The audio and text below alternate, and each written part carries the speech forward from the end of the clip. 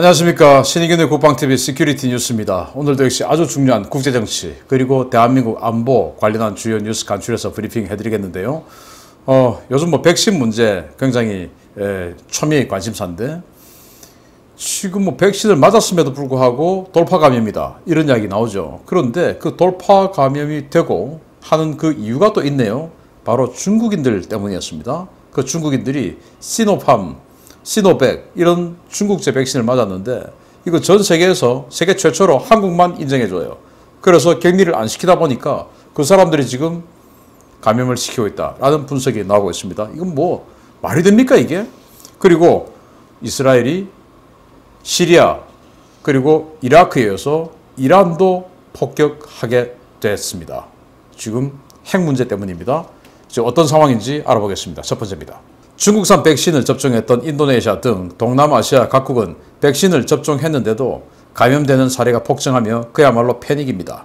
백신으로서의 가치가 없는 중국산 백신을 맞은 중국인들을 세계에서 최초로 격리 면제 조치를 취했던 중국몽, 대한민국에서 중국인들에 의한 돌파 감염이 확산되고 있습니다.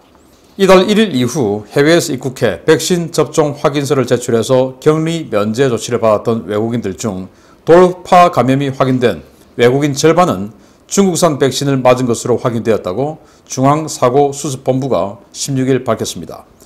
중수본은 이달 1일 이후 격리 면제를 받은 입국자 14,300명을 검사 중이며 그중 10명이 양성으로 확인됐다라며 이 가운데 5명은 중국산 시노팜 백신을 접종했다라고 밝혔습니다. 중국산 백신은 노골적인 친중 행보로 비난을 받고 있는 세계보건기구 WHO로부터 긴급 사용 승인을 받았지만 물백신 논란이 일며 백신으로서의 가치가 거의 없다고 비난받고 있는데요. 실제로 중국산 백신을 대량으로 접종한 인도네시아는 시노백 백신을 맞은 의료진 100여 명이 집단으로 사망하는가 하면 백신을 접종하고도 감염되어 각종 합병증으로 악화되는 사례 보고가 빗발치고 있습니다. 이런 상황에서도 불구하고 정부는 세계 최초로 시노팜과 시노백 백신 접종자를 백신 접종자로 인정해서 입국 시에 자가격리를 면제해주는 조치를 취했는데요. 자가격리 면제 돌파 감염자 중에 절반이 중국산 백신을 접종한 것으로 확인되면서 세계적으로 물백신 논란이 일고 있는 백신 접종자를 인정해준 방역당국에 대한 비난이 쇄도하고 있습니다. 이와 관련해 손영래 중수본 사회전략반장은 WHO가 과학적 판단에 따라 승인한 백신을 세계적으로 검증한 것으로 받아들이고 있다라며 격리 면제를 중단하려면 위험성 평가를 우선해야 한다라고 주장하며 중국산 백신을 맞은 중국인들에 대한 격리 면제를 중단할 계획이 없다라고 밝혔는데요. 국민은 3인 이상도 집합하지 말라며 때려잡고 중국인과 중국산 백신에는 한없이 관대한 이 정권의 행태에서 또 한 번 정치 방역의 더러운 민낯이 드러났다는 비판이 쏟아지고 있습니다. 백신 종류 많은데 우리나라는 중국산 백신 안 맞죠? 왜 안 맞냐? 그 안전성 입증할 수 없다라는 거 아니겠습니까? 중국산 백신은 기존에 우리가 알고 있던 백신하고는 조금 방식이 다릅니다. 굉장히 한마디로 저질입니다. 우리가 알고 있는 백신들 중에서 비싼 백신이죠. 화이자, 모더나, 뭐 $25, $26 이런 아주 초저온에서 보관 가능한 이 mRNA 방식 이게 이제 비싼 건데 이 mRNA 방식은 제가 뭐 이 의학 전문가가 아니기 때문에 완전히 정확한 정보는 아닙니다만은 아주 브로드하게 대충 이런 거다라고 상식적으로 말씀을 드리겠습니다. mRNA 방식은 인체에다가 자 이런 바이러스가 들어오면 이런 식으로 세포를 만들어서 대항을 하세요 라고 하는 대항에 대한 방법론을 가르쳐주는 그런 방식이다 라고 이해를 하시면 되겠고요. 또 지금 우리가 또 많이 맞았던 우리나라 사람들 많이 맞았던 아스트라제네카라든지 얀센이라든지 또 러시아의 스푸트니크 이런 것들은 아데노 바이러스 전달체 방식이거든요. 이건 감기 바이러스 같은 그런 익숙한 바이러스에다가 이 코로나 바이러스의 성향을 갖다 입히는 겁니다. 그래서 그걸 이제 집어넣어요. 그래서 주체는 감기 바이러스죠. 그런데 코로나 바이러스 성향을 띠게끔 만들었죠. 그래서 자, 이게 들어오면 코로나 바이러스가 이렇게 생겼는데 이런 놈이 들어오면 이렇게 반응해. 그렇게 해서 이걸 대항해. 한번 경험 한번 해봐. 라고 하는 거예요. 그래서 좀 안전하죠. 상대적으로. 그런데 시노팜이나 시노백 같은 중국제는 뭐냐? 그냥 코로나 바이러스 자체를 좀 약한 놈을 집어넣는 겁니다. 그러면은 사람에 따라서 굉장히 뭐 면역력이 강한 사람도 있을 것이고 또 면역력이 약한 사람도 있을 것이고, 그런데 이 백신의 강도는 일정하죠. 그러면 면역력이 평균 이상인 사람은 이걸 뭐 맞아도 아무렇지도 않은데, 면역력이 좀 약한 사람이 이 약한 바이러스를 맞으면 이게 약하게 느껴집니까? 세게 느껴지죠. 그러면 백신 맞고 감염돼 버리는 겁니다. 그냥 코로나 바이러스를 집어넣는 거예요, 중국제는. 그러다 보니까 이 중국제를 맞고 양성 판정을 받는 사람들이 굉장히 많은 것이죠. 그래서 아주 위험한 건데, 이걸 이제 전 세계에서 인정을 안 해줬는데 WHO 사무총장이 그냥 뭐 중국 쫄병이나 마찬가지인 사람 아니겠습니까? 그러다 보니까 긴급 승인해줬습니다. 그러면 지금 전 세계적으로 뭐 코로나 여권이다, 백신 여권이다 이래가지고 백신을 맞은 사람들에 대해서는 현장 격리를 안 하게 하는 이런 혜택을 지금 이제 주는 것을 해나가고 있죠. 그래서 화이자나 모더나, 얀센 같은 이 FDA 승인을 받은 이런 세계적으로 승인을 많이 받은 이런 백신을 맞은 사람들은 뭐 그런 데 대한 혜택이 좀 많아요. 그런데 중국제 시노팜이나 시노백은 혜택을 안 준다 이겁니다. 인정 안 하니까. 그런데 우리나라가 그 중국의 시노팜, 시노백 백신에 대해서 백신으로 인정을 하고 그걸 맞은 증명서를 제출하면 우리나라에 입국할 때 격리 면제를 시켜준다라고 선언한 세계 최초의 국가예요.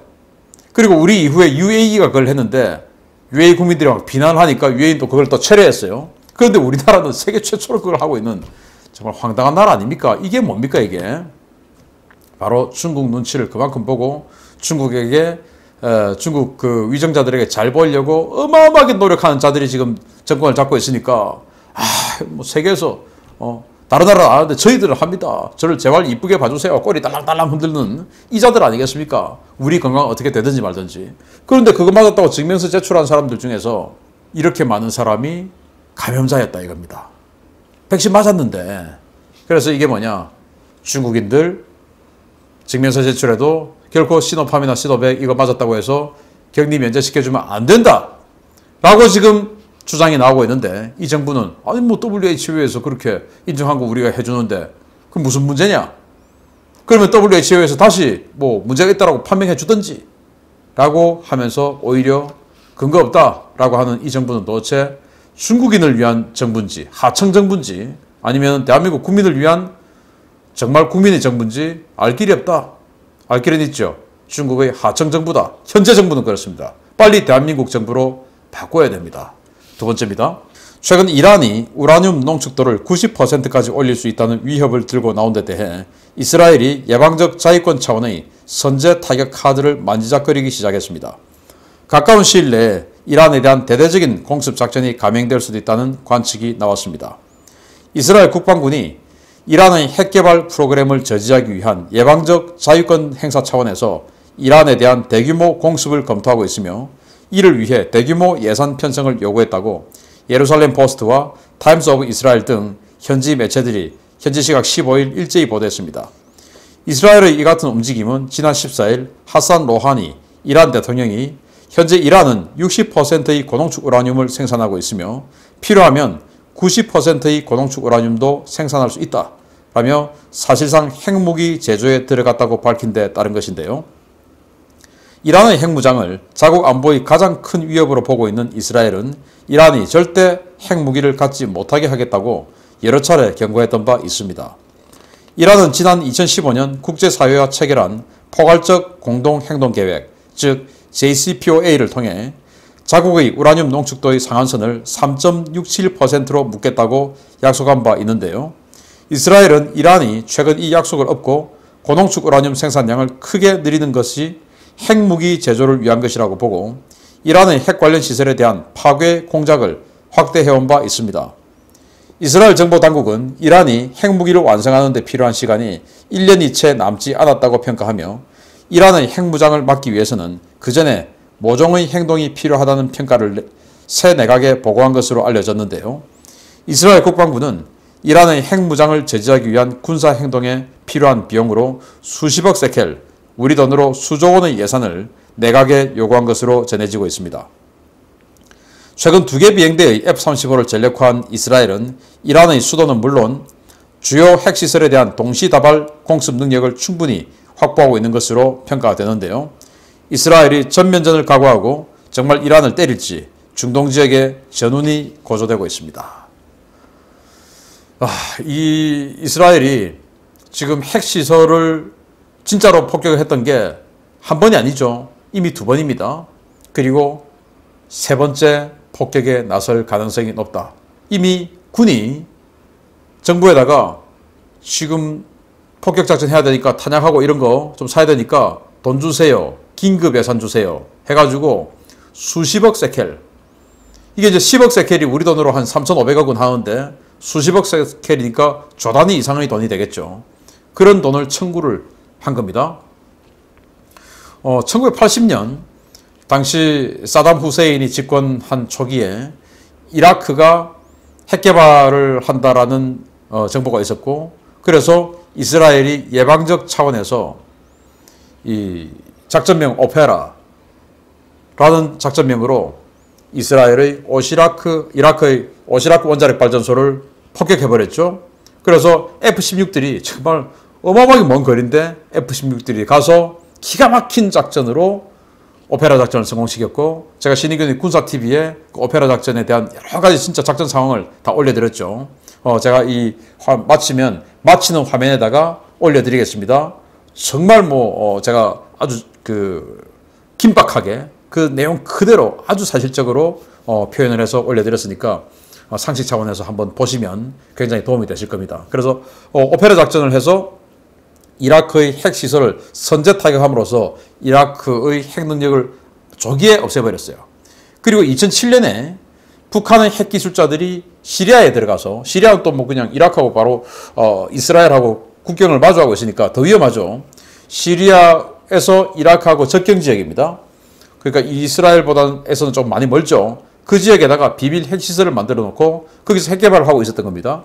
또 그 정보를 취득해서 이스라엘 F-16들이 다시 또 지중해를 우회해가지고 터키의 접경으로 들어가서 다시 내려와서 폭격을 하고 돌아왔습니다.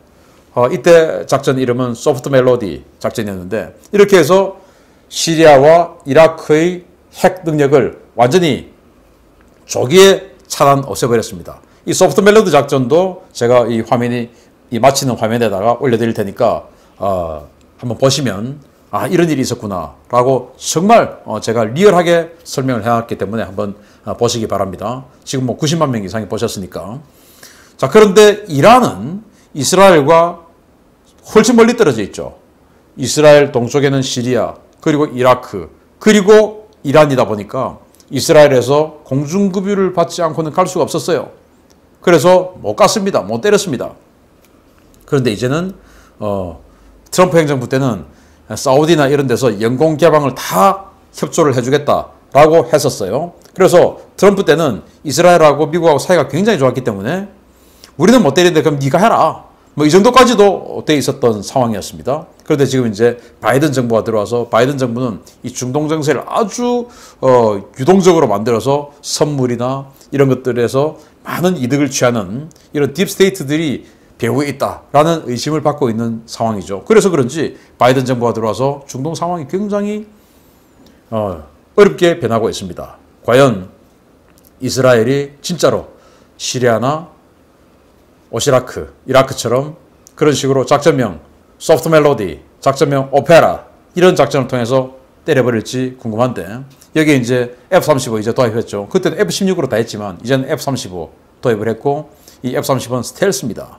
그래서 충분히 가능하지 않느냐. 또 F-35가 지금 2개 비행대대가 들어와 있기 때문에 여러 군데를 동시에 때릴 수도 있다. 여기 2,000파운드 폭탄을 2발 집어넣을 수 있으니까 굉장한 것이죠. 자, 그렇게 해서 이스라엘이 이란을 정말로 때릴 것이냐. 근데 이란이 오바마하고 합의를 할 때는 3.67%까지만 하겠다고 했다가 그걸 5% 올렸다가 10%, 15%, 20% 넘어가면 이제 고동축으로 치는데 이제는 90%까지 하겠다. 이러면 이거 가지고 핵무기 만들 수 있어요. 좀 부피는 커지겠지만. 그리고 95%, 97% 가면 바로 그냥 그게 핵무기입니다. 그래서 이스라엘은 1년 남았다. 핵무기 가지고. 그래서 1년 내에 뭔가 군사작전에 들어가지 않을까. 그 예산을 지금 청구한 것이다.